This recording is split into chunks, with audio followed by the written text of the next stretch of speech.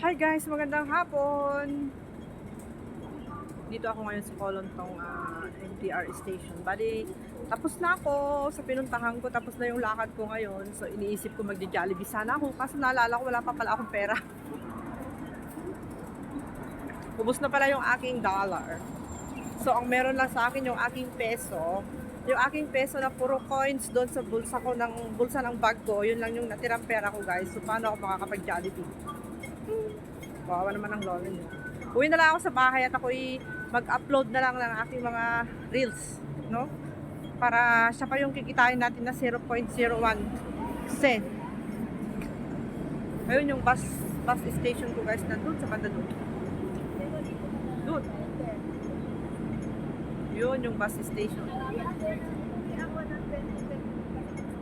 So tatawid tayo pero naka-red light siya. Naka-red light. Antay na. O yun, mag-green na siya. Tara na.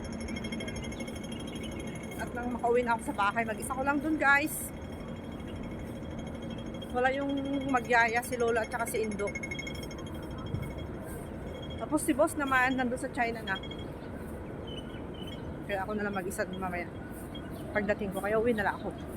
Wala naman akong perang panggala.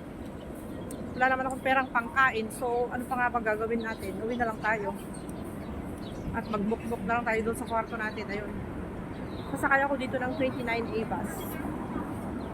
29A, yan yung number ng bus ko guys. So, pauwi doon sa sa Kolontong, doon sa bahay ng boss ko ngayon.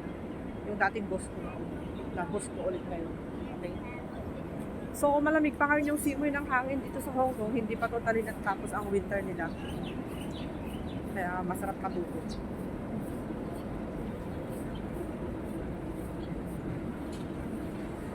Yan yung bus ko guys.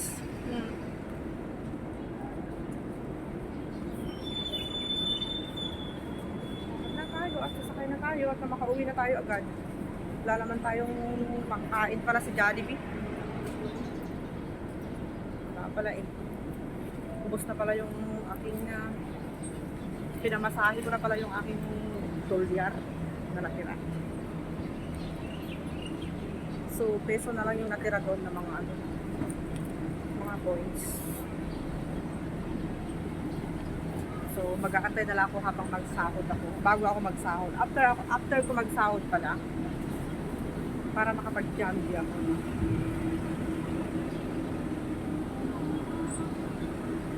Mahapdi yung mata ko.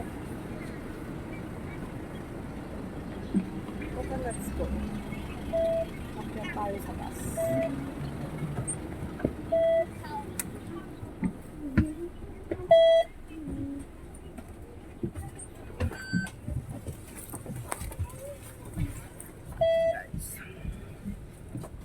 Sasakay tayo ng bus pa uwi.